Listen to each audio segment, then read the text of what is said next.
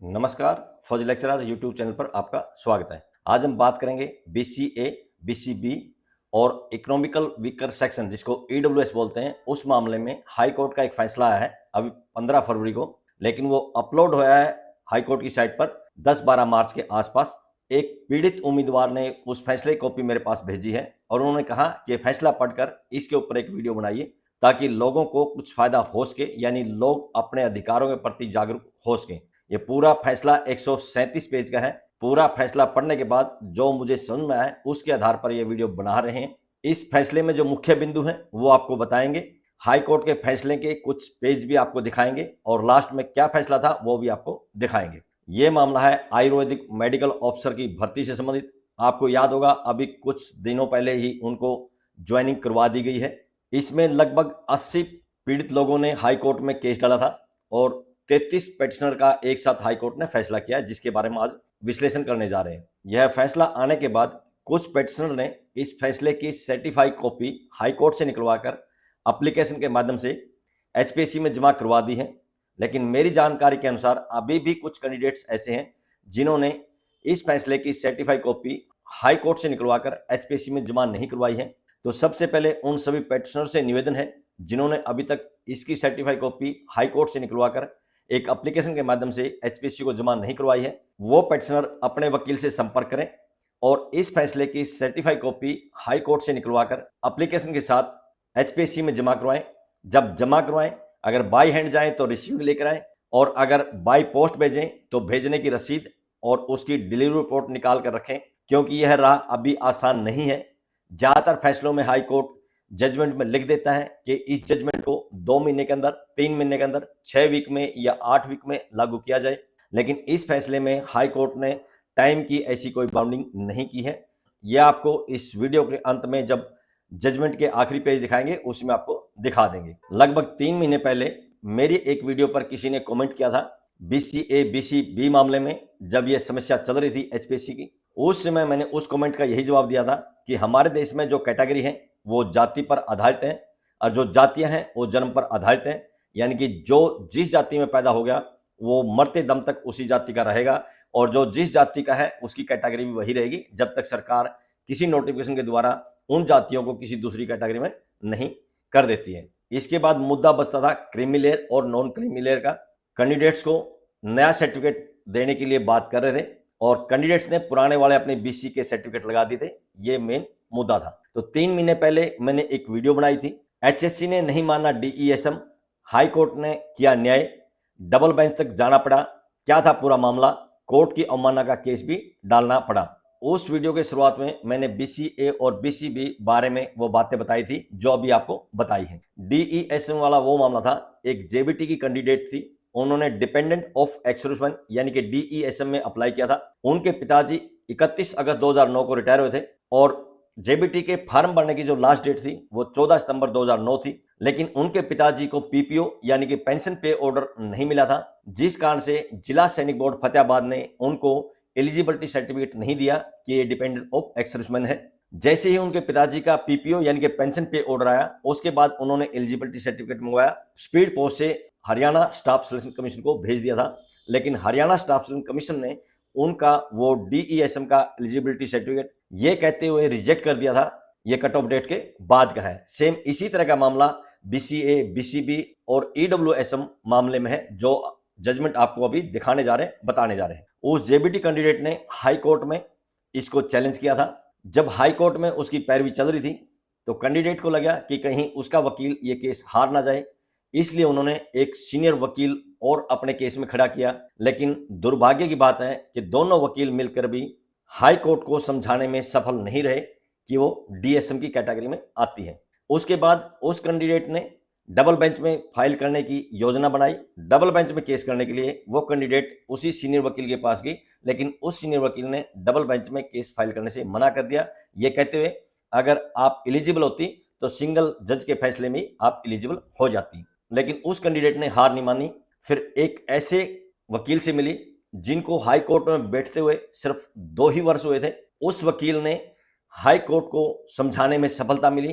Candidate के जो पिताजी थे वो 31 अगस्त 2009 को रिटायर हुए थे और लास्ट डेट 14 सितंबर 2009 थी, यानी 1 सितंबर 2009 को इनके पिताजी एक्स सर्विसमैन थे। जो उनको पेंशन मिली है वो 1 सितंबर 2009 से मिली है।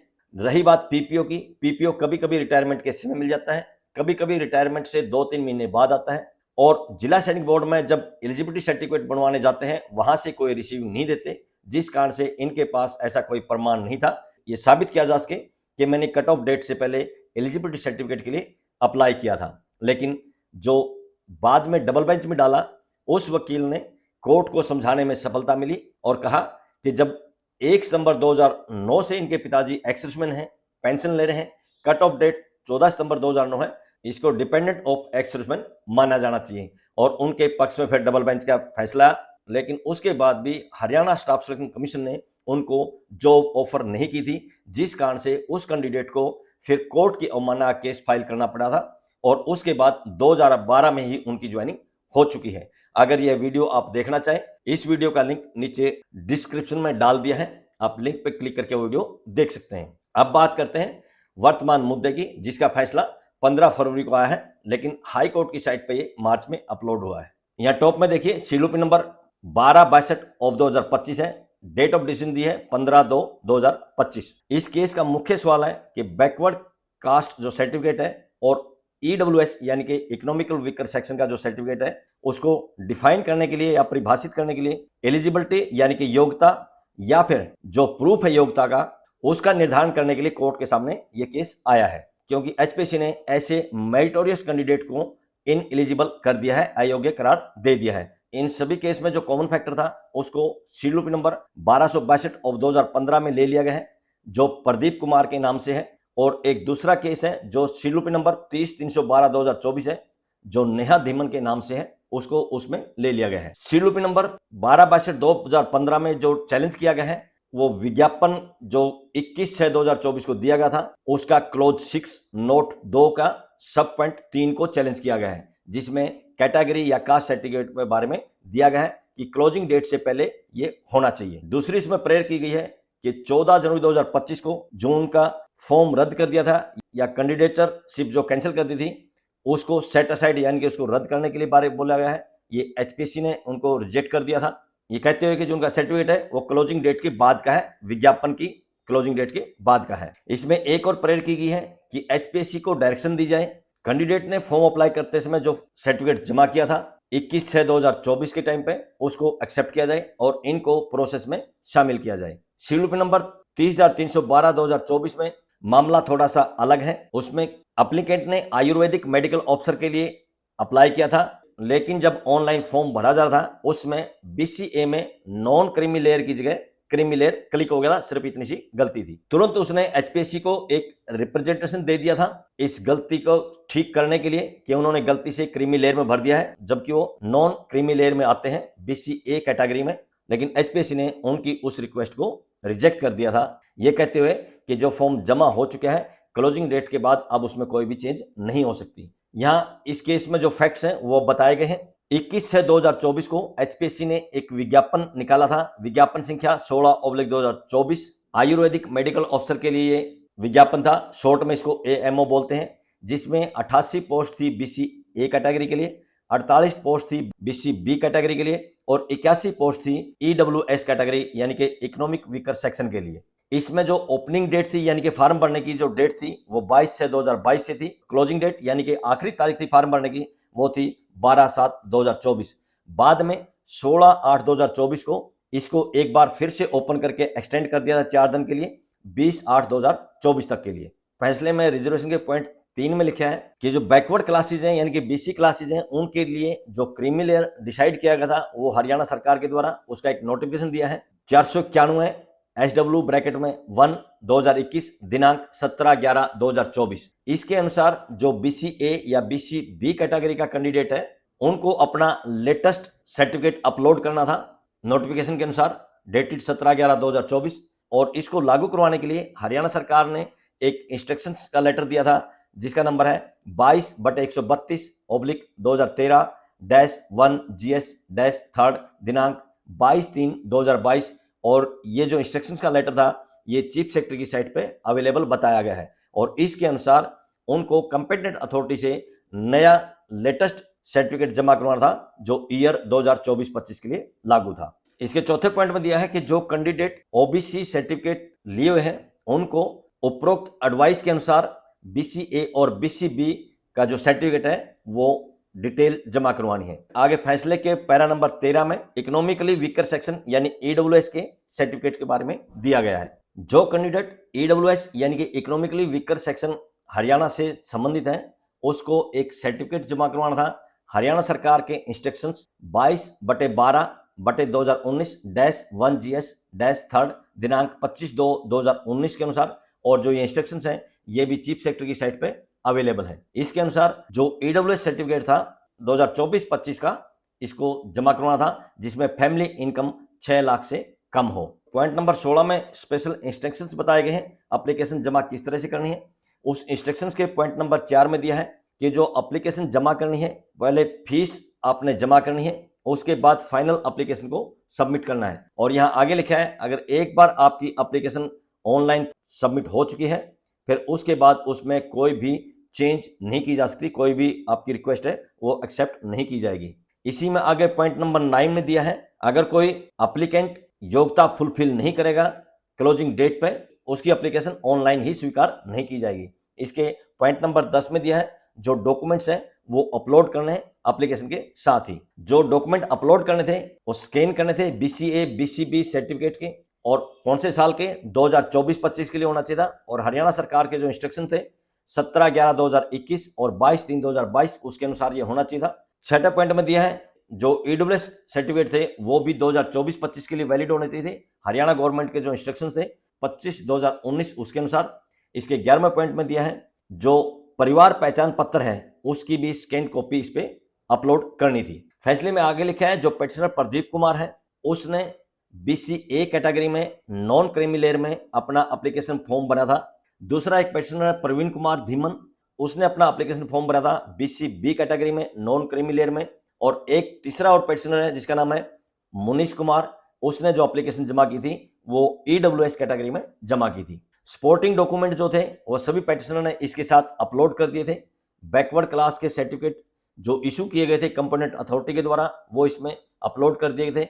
बीसी सर्टिफिकेट के ऊपर उसका नंबर भी लिख दिया गया था और उनके सर्टिफिकेट पर कंपोनेंट अथॉरिटी के द्वारा ये लिखा गया था कि ये क्रीमी लेयर से बिलोंग नहीं करते हैं, जैसे कि हरियाणा सरकार का नोटिफिकेशन है 17/11/2021 का। इसमें एक और पेटिशनर है जिसके बैकवर्ड क्लास सर्टिफिकेट इशू किया गया है, हिमांशी नाम की पेटिशनर है जो पेटिशनर नंबर 15 है, सीलूप नंबर 12/62/2025 में उस पर डेट लिखी हुई है 7/4/2023। प्रदीप कुमार का जो बीसीए का सर्टिफिकेट है नॉन क्रीमी लेयर का, इस पे जो डेट लिखी है हरियाणा सरकार के लेटर 7/6/1995, 9/8/2000 और 31/8/2010 इसके अनुसार दिया गया है। इसी तरह से बैकवर्ड क्लास सर्टिफिकेट है समता हामरे का जो पेटिशन नंबर 5 है, सीलूपी नंबर 12/62/2025 में, इन्होंने भी अपना पीपी नंबर उसमें मेंशन किया था, ईडब्ल्यूएस की कैटेगरी का जो सर्टिफिकेट अपलोड किया था। सभी पेटिशनर ने स्क्रीनिंग टेस्ट पास कर लिया था। उसके बाद ये सभी पेटिशनर सब्जेक्ट नॉलेज टेस्ट के लिए अपीयर हुए थे। उसके बाद एचपीएससी ने इनको 26/12/2024 को नोटिस दे दिया जो इन्होंने एज ए एनेक्सर P9 लगाया है और उसके अनुसार इन्होंने कहा कि आपको एलिजिबल नहीं पाया गया है, इसलिए आपका फॉर्म रद्द करने के लिए ये नोटिस दिया गया है। इसमें कारण दिया कि आपने जो सर्टिफिकेट कैटेगरी के लिए जमा करवाए हैं उससे आपके जो योग्यता है वो कंफर्म नहीं होती है। विज्ञापन के अंदर जो दिया गया था उसके अनुसार जो इंस्ट्रक्शंस हैं 22/3/2022 के उसके अनुसार ये योग्यता पूरा नहीं करता है। जो कारण एचपीएससी ने दिए हैं वो इस प्रकार है। कैंडिडेट को जो मेल की गई थी उसमें लिखा है कि आपने बीसीए कैटेगरी का 31/12/2019 का हरियाणा सरकार का जो लेटर नंबर दिया है 1170 SW ब्रैकेट में 1-95 दिनांक 7/6/95 22/36/2000 3GS-3 9/8/2000 और इसी तरह के आगे एक नंबर दिया गया है, उसकी डेट दी है 31/8/2010। ये दिया गया है कि विज्ञापन का जो क्लोज सेकंड का जो थर्ड पॉइंट था उसके अनुसार बीसीए कैटेगरी के हरियाणा सरकार का जो नोटिफिकेशन था 2021 का दिनांक 17/11/2021 और हरियाणा सरकार का जो इंस्ट्रक्शन था दिनांक 22/3/2022 उसके अनुसार 2024-25 ईयर के लिए आपको सर्टिफिकेट जमा करवाना था, लेकिन आपने ऐसा नहीं किया। इस नोटिस के द्वारा इनको कहा गया है कि आपको एक अपॉर्चुनिटी दी जाती है, आपको एक मौका दिया जाता है कि आपका उम्मीदवारी खत्म करने से पहले आप इसका जवाब दीजिए और फ्रेश सर्टिफिकेट जमा करवाइए ताकि आपकी योग्यता को निर्धारित किया जा सके। इसके जवाब में पेटिशनर ने फ्रेश सर्टिफिकेट इशू करवा के एचपीएससी के पास ईमेल के द्वारा भेज दिया था, जिस पर लिखा था कि ये प्रमाणित किया जाता है कि ये क्रीमी लेयर में नहीं है।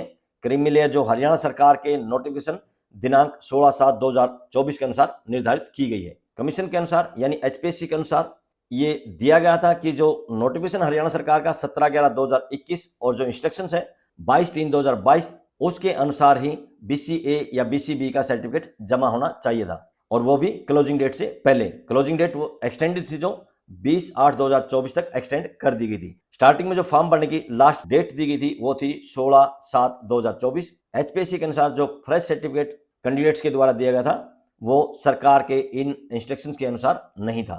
इस कारण से जो पेटिशनर हैं उनकी जो रिप्रेजेंटेशंस थी उनको रिजेक्ट कर दिया था और कमीशन ने 14/1/2025 को इनके आवेदन को रद्द कर दिया था। और इसको कमीशन ने रद्द करने के बाद सभी कैंडिडेट्स के पास मेल के द्वारा सूचना दे दी गई थी। फॉर्म रद्द करने के बारे में कैंडिडेट के पास जो मेल गई थी उसमें ये लिखा गया था कि आप अपने रिप्रेजेंटेशन दे सकते हैं 3/1/2025 तक ईमेल के द्वारा। अगर आपका जवाब नहीं आता है तो आपका जो कैंडिडेटशिप है यानी आपकी जो उम्मीदवारी है वो फाइनली रिजेक्ट कर दी जाएगी, रद्द कर दी जाएगी। पेटिशनर ने एचपीएससी के नोटिस 26/12/2024 के अनुसार रिप्रेजेंटेशन एचपीएससी के पास मेल के द्वारा भेज दी थी और उसके साथ में बीसीए कैटेगरी का 19/11/2024 का सर्टिफिकेट भी भेज दिया था। एचपीएससी ने उसको कंसीडर किया और लास्ट में इसको फाइनली रिजेक्ट कर दिया, किसको, जो सर्टिफिकेट जमा किया था 19/11/2024 को, ये कहते हुए कि ये क्लोजिंग जो डेट थी 12/7/2024 उसके बाद का है, इसलिए इसको कंसीडर नहीं किया जा सकता। हवाला दिया विज्ञापन के क्लोज 6 के नोट 2 के सब पॉइंट 3 का। और इस तरह से फाइनली उनके उम्मीदवारी को एचपीएससी ने रिजेक्ट कर दिया था, जिस कारण से इन सभी को एचपीएससी के खिलाफ हाई कोर्ट में केस फाइल करने पड़े थे। इन पेटिशनर के लिए हाई कोर्ट ने इंटरिम ऑर्डर पास कर दिया था। उस इंटरिम ऑर्डर को पढ़ने से पता चलता है हाई कोर्ट ने इनको प्रोसेस में अलाउ कर दिया था और इनका रिजल्ट सीलबंद लिफाफे में हाई कोर्ट के समक्ष प्रस्तुत करने के लिए कहा था। और अब हाई कोर्ट के सामने जब ये सीलबंद लिफाफा इनके रिजल्ट का प्रस्तुत किया गया, इसके अनुसार जो पेटिशनर हैं वो एलिजिबल हैं अपॉइंटमेंट के लिए, क्योंकि उन्होंने जो अंक प्राप्त किए हैं वो उन उम्मीदवारों से ज्यादा है जिनका एचपीएससी ने सिलेक्शन कर दिया है। अब आपको इस केस में पेटिशनर की तरफ से किए गए आर्गूमेंट्स के पेज वाले डॉक्यूमेंट्स दिखाते हैं, जो फैसले के पेज है। ये उनका पहला पेज देख लीजिए। यहाँ टॉप में लिखा है आर्गूमेंट्स ऑफ पेटिशनर, यानी कि पेटिशनर की तरफ से आर्गूमेंट दिए हैं। इसके पहले पॉइंट में लिखा है कि विज्ञापन के अनुसार जो एलिजिबिलिटी प्रिस्क्राइब की गई थी कट ऑफ डेट के समय वो एलिजिबिलिटी होनी चाहिए। इन्होंने दावा किया है कि जिन्होंने बीसीए सर्टिफिकेट जमा किया था उनके डॉक्यूमेंट के साथ प्रमाण के रूप में लगा था, वो एलिजिबिलिटी का एक सिर्फ प्रमाण है, एलिजिबिलिटी नहीं है। जो एलिजिबिलिटी सर्टिफिकेट इशू किया जाता है वो एक फाइनेंशियल ईयर के लिए इशू किया जाता है। अगर कोई कैंडिडेट इस पोजीशन में है वो सेटिस्फाई कर सके कि वो नॉन क्रीमी लेयर में आता है उस फाइनेंशियल ईयर के लिए, तो उसको इस तरह का सर्टिफिकेट इशू कर दिया जाता है। आगे इन्होंने बताया नॉन क्रीमी लेयर का जो सर्टिफिकेट इशू किया जाता है फाइनेंशियल ईयर के लिए वो 1 अप्रैल से लेके 31 मार्च तक के लिए दिया जाता है। जैसे ईयर स्टार्ट होता है और ईयर एंडिंग होता है उसके लिए दिया जाता है, क्योंकि ये नॉन क्रीमी लेयर सर्टिफिकेट सिर्फ 1 साल के लिए दिया जाता है, चाहे फिर ये 10 अप्रैल का बनाया हो या फिर 28 मार्च का बनाया हो, अगले साल 31 मार्च को ये अपने आप खत्म हो जाता है, जिस कारण से फिर नया क्रीमी लेयर सर्टिफिकेट लेना पड़ता है। दूसरे पॉइंट में दिया है कि इंपॉर्टेंट नोट है नोट 1, जो कैंडिडेट की एलिजिबिलिटी असेस करनी थी वो उनके द्वारा जमा किए गए डॉक्यूमेंट को वेरीफाई करके इंटरव्यू के लिए असेस करनी थी। आगे जो एलिजिबिलिटी कंडीशन थी जो पॉइंट नंबर 9 में प्रिस्क्राइब की गई है उसके अनुसार जो एलिजिबिलिटी थी कैंडिडेट की जो उससे बिलोंग करता है उसको वेरीफाई करना था, कब, अपॉइंटमेंट से पहले। इस तरह से क्लोजिंग डेट से पहले इस तरह की कंडीशन लगाना ये सही नहीं है, ये आर्गुमेंट दिया गया पेटिशनर की तरफ से, और इस तरह से किसी भी पेटिशनर को आप अयोग्य करार नहीं दे सकते हैं। पेटिशनर ने जो बैकवर्ड क्लास का सर्टिफिकेट जमा करवा था उसके साथ ही उन्होंने पीपीपी यानी कि परिवार पहचान पत्र उसकी आईडी भी मेंशन की थी, और उसी के आधार पर बीसी का जो नॉन क्रीमी लेयर सर्टिफिकेट है इशू किया जाता है। परिवार पहचान पत्र नंबर के आधार पर जो ये सर्टिफिकेट इशू किया जाता है वो हरियाणा सरकार के नोटिफिकेशन 17/11/2021 के अनुसार ही फाइनेंशियल ईयर के लिए इशू किया जाता है। आगे इसमें लिखा है कि सरकार की तरफ से ये डायरेक्शन दी गई है हरियाणा के सभी डिपार्टमेंट को कि उनका जो परिवार पहचान नंबर है उसी से कास्ट का पता चलता है, कैटेगरी मार्क की जाती है और ये सब पेटिशन ने इस पे लिखा हुआ था। ये सब गवर्नमेंट ने नोटिफाई किया गया है सभी डिपार्टमेंट को, पब्लिक सर्विसेज को, जिसमें स्टाफ सिलेक्शन कमीशन भी आता है, उनको भी ये नोटिफाई किया गया है कि कैंडिडेट का जो पीपीपी है, परिवार पहचान पत्र है या उसका नंबर है, उससे उसकी कास्ट वेरीफाई हो सकती है और आप किसी को ऐसे भी नेग्लेक्ट नहीं कर सकते कास्ट का प्रूफ मांगने के लिए। आगे इन्होंने आर्गुमेंट में कहा है कि पेटिशनर ने अपने डॉक्यूमेंट के साथ जो आईडी थी पीपी नंबर की वो उसमें लगाई थी, लिखा हुआ था, सारी डिटेल उसके अंदर लिखी हुई थी। कास्ट, उनकी एलिजिबिलिटी क्राइटेरिया, वो सब ऑटोमेटिकली उसके अंदर अवेलेबल थी और कमीशन इसको वेरीफाई कर सकता था कि बैकवर्ड क्लासेस का सर्टिफिकेट है या नहीं है। इसको वेरीफाई करना बहुत इजी था कमीशन के लिए, लेकिन कमीशन ने ऐसा नहीं किया। पॉइंट नंबर 4 में दिया है जो क्रीमी लेयर का क्राइटेरिया था, पहले 6 लाख था वार्षिक, यानी कि 6 लाख से जिसकी कम आमदनी थी या उसके पास जो एसेट है वो 1 करोड़ के हैं। उसके बाद इसको बढ़ा दिया गया था, 6 लाख से बढ़ा के 8 लाख कर दिया गया था, यानी जिसकी 8 लाख से कम इनकम है वो क्रीमी लेयर में आता है। इस तरह से जिस पेटिशनर ने वो सर्टिफिकेट बनवाया उसमें जब उसकी आमदनी 6 लाख से भी कम थी। यहाँ सवाल सिर्फ इतना है कि 8 लाख के अनुसार जो नया सर्टिफिकेट बना था वो नए फॉर्मेट में होना चाहिए था, सिर्फ इतना सा ही सवाल है। लेकिन जो 6 लाख में नॉन क्रीमी लेयर का सर्टिफिकेट है वो 8 लाख में भी नॉन क्रीमी लेयर का रहेगा क्योंकि उसकी इनकम नहीं बढ़ी है। 5वें पॉइंट में लिखा है कमीशन ने इसी तरह के नोटिस दूसरे कैंडिडेट को भी दिए थे जो बैकवर्ड क्लास सर्टिफिकेट से संबंधित थे, लेकिन उनको एचपीएससी ने एक मौका दिया रिप्रेजेंटेशन देने का और उनके जो इफेक्ट थे उसको रिमूव कर दिया, हटा दिया, यानी कि उनकी एप्लीकेशन को स्वीकार कर लिया। लेकिन यहाँ पेटिशनर की एप्लीकेशन को स्वीकार न करके रिजेक्ट कर दिया, जबकि उन्होंने अपना रिप्रेजेंटेशन दिया है। पेटिशनर ने अपना फ्रेश एलिजिबिलिटी डॉक्यूमेंट इनके पास सबमिट करवा दिया है, लेकिन उसके बाद भी इनको ये मौका नहीं दिया गया, इनकी उम्मीदवारी को रिजेक्ट कर दिया गया है।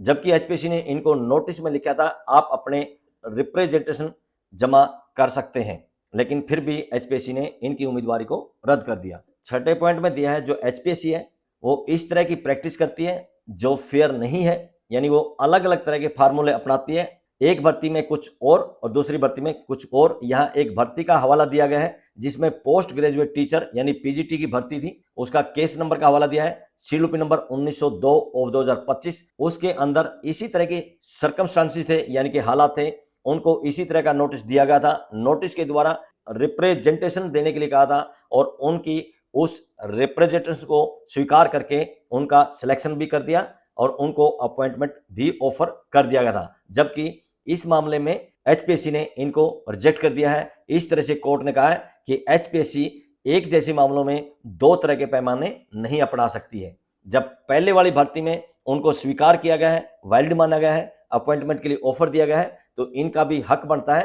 कि इनको भी स्वीकार किया जाए और इनका सिलेक्शन करके इनको भी अपॉइंटमेंट ऑफर किया जाए। इसमें सिर्फ इतना ही था, जो एप्लीकेंट थे यानी जो पेटिशनर है उनकी जो टेक्निकल प्रॉब्लम थी उसको दूर किया जा सकता था और दूर करके इनको मौका मिलना चाहिए था, इनकी उम्मीदवारी को खत्म नहीं करना चाहिए था। पॉइंट नंबर 7 में दिया है जो पेटिशनर के वकील थे उन्होंने आर्गू किया है कि इनकी उम्मीदवारी कैंसिल करने के बाद जिन दूसरे उम्मीदवारों को मौका दिया है उनके इनसे कम नंबर है, जबकि इनको अयोग्य घोषित कर दिया गया है। इनकी उम्मीदवारी अगर बनती है तो इनका दावा उनसे पहला बनता है, पहले अपॉइंटमेंट ऑफर इनको की जानी चाहिए क्योंकि इनकी जगह जिनको सिलेक्ट किया गया है उनके अंक इनसे कम है। आगे इसमें दिया है पेटिशनर ने जो डॉक्यूमेंट जमा करवाए हैं उसको किसी ने चैलेंज नहीं किया है, वो अनचैलेंज्ड है और जो कैंडिडेट है वो मेरिटोरियस है, इसलिए उनको इग्नोर नहीं किया जा सकता। अगर उनको इग्नोर करते हैं इसका मतलब ये है कि जो एचपीएससी है पब्लिक अपॉइंटमेंट का वायलेशन कर रही है, यानी कि उनका उल्लंघन कर रही है। इसके पॉइंट नंबर 13 में दिया है पेटिशनर के वकील ने इसी तरह का एक उदाहरण कोर्ट के सामने रखा है जो सिमिलर तरह का मामला था, वो हरियाणा स्टाफ सिलेक्शन कमीशन का था। उसमें पुलिस भर्ती से संबंधित ये मामला है, सेम कंडीशन थी उसमें भी और उसमें उनको भर्ती में शामिल कर लिया था ये कहते हुए कि कट ऑफ की कोई डेट नहीं थी, बीसी सर्टिफिकेट होना चाहिए था। बीसी सर्टिफिकेट की जो कट ऑफ की डेट है इस मामले में कोर्ट में पहले ही एक फैसला आ चुका है, सीडीपी नंबर 17/852/2024 जो नवीन एंड अदर्स के नाम से डिसाइड हुआ है और डिसाइड होने की तारीख है 5 फरवरी 2025। इस तरह से जो पेटिशनर है इन्होंने भारत के संविधान के अनुच्छेद 226, 227 के अनुसार ये याचिका हाई कोर्ट में फाइल की है, जिसके अनुसार नोटिस 14/7/2024 जो एनेक्सर P5 लगा है, 18/7/2024 जो एनेक्सर P11 लगा है, 21/7/2024 एनेक्सर P12, 21/7/2024 एनेक्सर P13 और 26/7/2024 एनेक्सर P14 जो इनके BCA BC सर्टिफिकेट के कैटेगरी को रिजेक्ट करते हैं उनको चैलेंज किया गया है इस आधार पर कि जो कट ऑफ डेट है वो 1/4/2023 नहीं हो सकती है। आगे इसमें दिया है कि विज्ञापन के समय ऐसी कोई कट ऑफ डेट नहीं थी, तो इस तरह से जो HPSC है वो 1/4/2023 की कोई कट ऑफ डेट डिसाइड नहीं कर सकता है। इसमें आगे लिखा है जो रिजर्वेशन दी गई है वो भारत के संविधान के द्वारा दी गई है और उसको टेक्निकल ग्राउंड पर रिजर्वेशन को खारिज नहीं किया जा सकता। जो पेटिशनर है उन्होंने अपने एप्लीकेशन के साथ BC सर्टिफिकेट भी जमा करवाया था 1/4/2023 से पहले, उसके बाद भी उन्होंने BC सर्टिफिकेट जमा करवाया है। इस तरह से लास्ट डेट का हवाला देके विज्ञापन के टर्म्स एंड कंडीशन को ये दरकिनार नहीं कर सकते हैं। विज्ञापन के अनुसार सभी कैंडिडेट्स को फ्रेश सर्टिफिकेट जमा करवाना था।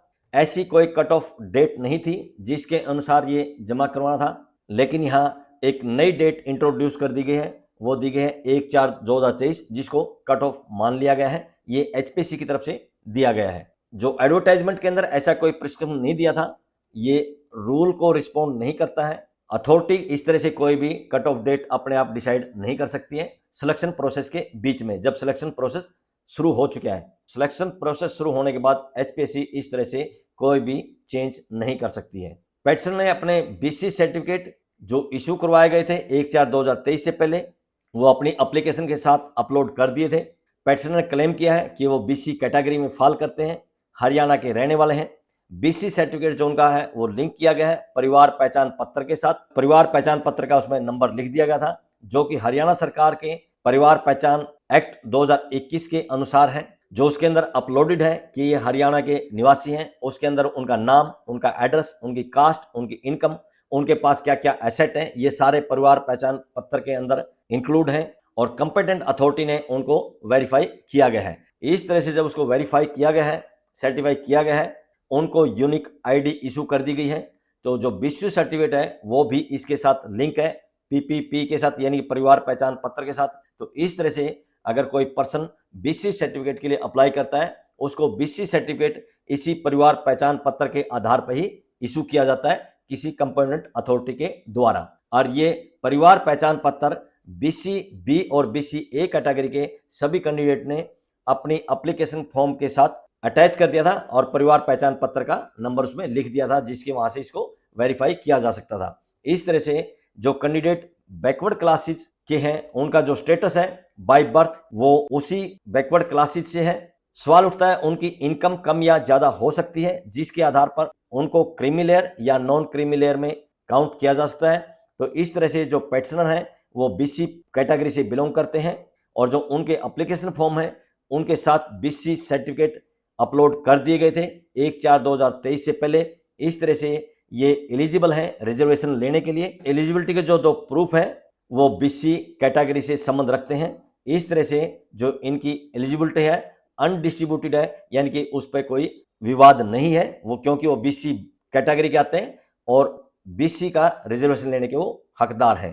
किसी कैंडिडेट का BC सर्टिफिकेट उपलब्ध नहीं होने कारण उसकी जो फाइनेंशियल कंडीशन है वो चेंज नहीं हो जाती, क्योंकि वो सब चीज पहले से ही परिवार पहचान पत्र में दिखाई दे रही है। तो इस तरह से कोई भी डिफिकल्टी नहीं है नया सर्टिफिकेट लेने के लिए, वो परिवार पहचान पत्र से ही इशू किया जाता है। आगे इसमें आर्गुमेंट में दिया है कि क्लोज 6.5 जो दिया गया विज्ञापन का उसको इग्नोर कर दिया गया है, क्योंकि 6.5 में ये क्लियरली मेंशन किया गया है, लिखा गया है कि अगर BC सर्टिफिकेट की अब्सेंस भी रहती है तो उनका स्टेटस डिटरमाइन करने के लिए, चेक करने के लिए कहां से लिया जा सकता है, ये परिवार पहचान पत्र से देखा जा सकता है। पेटिशनर ने BC का सर्टिफिकेट जमा करवा दिया था, परिवार पहचान पत्र का नंबर उसके ऊपर लिख दिया गया था। इस तरह से HPSC विज्ञापन के अनुसार ये सूचना ले सकते थे फैमिली इंफॉर्मेशन डाटा रिपोजिटरी से, PPP से। HPSC को अगर कोई डाउट था वो पेटिशनर से पूछा जा सकता था, उससे सबसेक्वेंट ईयर यानी कि नए साल का उनसे सर्टिफिकेट मांगा जा सकता था, लेकिन HPSC ने अपनी सुविधा के अनुसार उनकी उम्मीदवारी को ही रिजेक्ट कर दिया, जबकि विज्ञापन के अनुसार ये इस पूरे प्रोसेस को कर सकते थे। अगर एचपीएससी चाहता तो इस मिस्टेक्स को रिमूव कर सकता था और पेटिशनर को बीसीबी सर्टिफिकेट बाद में मांग सकता था और उसके अनुसार इनको कंसीडर कर सकता था, लेकिन एचपीएससी ने ऐसा नहीं किया। इन आर्गुमेंट से जो निकल के आया है उसमें कुछ सवाल उठाए गए हैं। पहला सवाल है, क्या बीसीबी सर्टिफिकेट के लिए कोई कट ऑफ डेट थी? दूसरा सवाल है, क्या पेटिशनर को बीसीबी का लेटेस्ट सर्टिफिकेट एप्लीकेशन के साथ जमा करने के लिए बाध्य किया जा सकता है? तीसरा सवाल है, जो रिस्पोंडेंट है यानी कि एचपीएससी, वो अगर बीसी सर्टिफिकेट एब्सेंस है उसके एब्सेंस में क्या बाध्य है परिवार पहचान पत्र के साथ उसको वेरीफाई करने के लिए? चौथा पॉइंट है, जो पेटिशनर है अगर उन्होंने लेटेस्ट बीसी का सर्टिफिकेट जमा नहीं कराया, क्या उनको जनरल कैटेगरी में ट्रांसफर किया जा सकता है यानी इनको जनरल माना जा सकता है? ये कुछ सवाल थे जो आर्गूमेंट के समय हाई कोर्ट में उठाए गए हैं। अब बीसी के रिजर्वेशन के बारे में जो इस फैसले में लिखा है वो आपको दिखा देते हैं। ये फैसले का पेज देख लीजिए। इसमें लिखा है कि विज्ञापन के अनुसार जो बीसी कैंडिडेट है उनको जो रिजर्वेशन दिया गया है वो इस तरह से है। पहला है, रिजर्वेशन बीसी का जो दिया गया है वो गवर्नमेंट के द्वारा एक एक्ट के द्वारा 2016 के द्वारा दिया गया है। दूसरे पॉइंट के अनुसार बीसी कैंडिडेट रिजर्वेशन का हकदार है। तीसरे पॉइंट के अनुसार जो वैलिडिटी है बीसी सर्टिफिकेट की वो लाइफ टाइम है। बीसी सर्टिफिकेट एक बार बन गया पूरे जीवन तक वो वैलिड रहता है। चौथे पॉइंट में दिया है, जो बीसी सर्टिफिकेट है वो बड़ी आसानी से सरल पोर्टल से इशू किया जा सकता है यानी लिया जा सकता है। पांचवें पॉइंट के अनुसार जो सरल पोर्टल है वो इंटरकनेक्टेड है किसके साथ? परिवार पहचान पत्र का जो पोर्टल है उसके साथ। छठे पॉइंट में है, जो परिवार पहचान पत्र का पोर्टल है उसमें सभी प्रकार की सूचना है फैमिली की, जिसमें उसकी कास्ट, उसकी इनकम, उसका एड्रेस, उस फैमिली में कितने कितने मेंबर है और उनके पास क्या क्या एसेट है, ये सारी चीज उसके अंदर मेंशन है। सातवें पॉइंट में दिया है, जो सूचना है परिवार पहचान पत्र के बारे में वो रेजिडेंट ऑफ हरियाणा के द्वारा फिल की गई है और कंपेटेंट अथॉरिटी ने उसको वेरीफाई किया गया है। जो डाटा वेरीफाई नहीं किया गया है उसको रिपोर्ट कर दिया गया है अनवेरीफाइड। आठवें पॉइंट में लिखा है, बीसी सर्टिफिकेट में जो सूचना दी गई है क्रीमी लेयर के बारे में वो वैलिड रहती है 31 मार्च तक उस फाइनेंशियल ईयर में, यानी अगले साल के लिए 1 अप्रैल के बाद से फिर से नया सर्टिफिकेट बनवाना पड़ता है। 9वें पॉइंट में दिया है, अगर किसी व्यक्ति का डाटा अवेलेबल है परिवार पहचान पत्र पोर्टल पर तो उसका बीसी सर्टिफिकेट सरल पोर्टल से कभी भी इशू किया जा सकता है। 10वें पॉइंट में दिया है कि जब बीसी सर्टिफिकेट उसको सरल पोर्टल से इशू किया गया है तो ऐसी कोई सूचना नहीं है जो उसके इनकम के बारे में सरल पोर्टल पर अपलोड ना की गई हो। 11वें पॉइंट में दिया है, जो डाटा है परिवार पहचान पत्र का वो भी समय के अनुसार चेंज होता है और फ्रेश उसमें इंफॉर्मेशन ऐड की जाती है। ये थे इस जजमेंट के मुख्य बिंदु। अब इसके फैसले पे आते हैं। आखिरी पेज पे जो फैसला दिया गया है वो आपको दिखा देते हैं। ये अगला पेज देख लीजिए। प्रेजेंट केस में कोर्ट के नोटिस में है रिस्पोंडेंट यानी कि एचपीएससी अलग अलग तरह की जो नेशनलिटीज है क्लोज 9 के अनुसार विज्ञापन में जो दिया गया है उसको डील कर रहा है, उसको वेरीफाई करने की जरूरत है वो एलिजिबल है या नहीं है। प्रेजेंट का जो सिनेरियो है उसके अनुसार जो सर्टिफिकेट है एलिजिबिलिटी का किसका? पेटिशन का, वो 12/7/2024 या उससे पहले का है। सेम प्रोसेस में सिलेक्शन में अलग तरह की कंसीडरेशन किया गया है एलिजिबिलिटी को लेकर। इस तरह से पाया गया है कि 2 तरह के पैमाने नहीं अपनाए जा सकते कि किसी को सेम सिचुएशन में अलाउ किया जाए, किसी को सेम सिचुएशन में बाहर कर दिया जाए। और इस तरह से एचपीएससी पेटिशनर के साथ अन्याय नहीं कर सकती। एचपीएससी ऐसा कोई जस्टिफिकेशन नहीं दे पाई है जिसके अनुसार इन कैंडिडेट्स को यानी कि पेटिशनर को मौका क्यों ना दिया जाए जैसे दूसरे कैंडिडेट्स को मौका दिया गया है। जजमेंट के पैरा 69 में ये लिखा है कि हरियाणा सरकार अभी भी आजाद है यानी उसको लिबर्टी है सभी पेटिशनर के डॉक्यूमेंट वेरीफाई करने के लिए कि जो उन्होंने एप्लीकेशन जमा करवाई है उसके अनुसार जो इनके डॉक्यूमेंट हैं वो सही हैं या गलत हैं, इसकी वेरिफिकेशन हरियाणा सरकार कर सकती है। जो कंपेटेंट अथॉरिटी है उसको भी ये आज़ादी है, उनका अपॉइंटमेंट रिजेक्ट कर सकती है भले ही एचपीएससी ने उसको रिकमेंडेशन दे दी गई हो। पैरा 17 में लिखा है कोर्ट ने इनके डॉक्यूमेंट्स की वैलिडिटी को वेरीफाई नहीं किया है। कोर्ट ने सिर्फ कानूनी पहलू को देखा है कि ये एलिजिबल है या नहीं है, इनका इंटाइटलमेंट बनता है या नहीं बनता है। फैसले के पैरा 71 में दिया है एचपीएससी ने पेटिशनर को जो आदेश दिया था यानी इनको अयोग्य करार दे दिया था उस आदेश को कोर्ट ने सेट असाइड कर दिया यानी कि रद्द कर दिया है और इनकी जो याचिका है उसको अलाउ कर दिया है। कमीशन यानी कि एचपीएससी को डायरेक्शन दिया है कि इनकी एलिजिबिलिटी को दोबारा से निर्धारण किया जाए, जितने भी पेटिशनर हैं इनके डॉक्यूमेंट को वेरीफाई किया जाए शो कॉज नोटिस देने के बाद जो इन्होंने जमा करवाए हैं। अगर कोई भी पेटिशनर एलिजिबल पाता है यानी योग्य पाया जाता है कट ऑफ डेट में उसके सभी डॉक्यूमेंट सही पाए जाते हैं और वो मेरिटोरियस है, तो उसको उसी कैटेगरी में अपॉइंटमेंट के लिए रिकमेंड करना है, किसको, एचपीएससी को। और इस तरह से लास्ट में पैरा 72 में दिया है, सभी रिट पिटीशन को डिस्पोज ऑफ कर दिया गया है और नीचे डेट दी गई है 15/2/2025, यानी ये फैसले की डेट है, इस दिन ये फैसला सुना दिया गया था। यहाँ नोट करने की बात है कि हाई कोर्ट ने इसमें कोई टाइम बाउंड नहीं किया है कि कितने दिन के अंदर एचपीएससी को इस पे निर्णय लेना है, जिस कारण से पेटिशनर को थोड़ी सी तकलीफ और बढ़ेगी। इनको अपने वकील के संपर्क में रहना चाहिए। हो सकता है इनको 2 बार या 3 बार हाई कोर्ट में फिर से केस फाइल करना पड़े। जो रिजल्ट आया है 805 में से 500 के आसपास ही कैंडिडेट्स को ज्वाइनिंग दी गई है, अभी सीट्स खाली हैं। ये मेरिटोरियस कैंडिडेट्स हैं। हाई कोर्ट की तरफ से इनको BCA BCB EWS के लिए एलिजिबल मान लिया गया है। इनके डॉक्यूमेंट्स की वेरिफिकेशन करने के बाद इनको रिकमेंडेशन मिलनी चाहिए। अब ये आने वाला समय ही बताएगा कि एचपीएससी कौन कौन सी गुस्ताखी करती है, इनका नाम रिकमेंड करने में कितना टाइम लगाती है, इन कैंडिडेट्स को हाई कोर्ट में कितनी बार और जाना पड़ेगा। मेरे अनुभव के अनुसार मैं ये कहना चाहूंगा कि इन पेटिशनर को हार नहीं माननी चाहिए, लगातार संघर्ष करता रहना चाहिए, क्योंकि वैकेंसी खाली है। ये मेरिटोरियस हैं, BCA BCB और EWS कैटेगरी में ये बिलोंग करते हैं। इनकी सिर्फ सर्टिफिकेट का मुद्दा था इशू करने का, वो कोर्ट ने डिसाइड कर दिया है, इनके फेवर में है। अब इनका हक बनता है, इनको ज्वाइनिंग मिलनी चाहिए। इनको ज्वाइनिंग कब मिलेगी ये कहना संभव नहीं है। आज की इस वीडियो में बस इतना ही। वीडियो पसंद आई है तो लाइक कीजिए, दोस्तों के साथ शेयर कीजिए। इसी तरह की वीडियो देखने के लिए चैनल को सब्सक्राइब कीजिए। बहुत बहुत शुक्रिया, धन्यवाद, जय हिंद।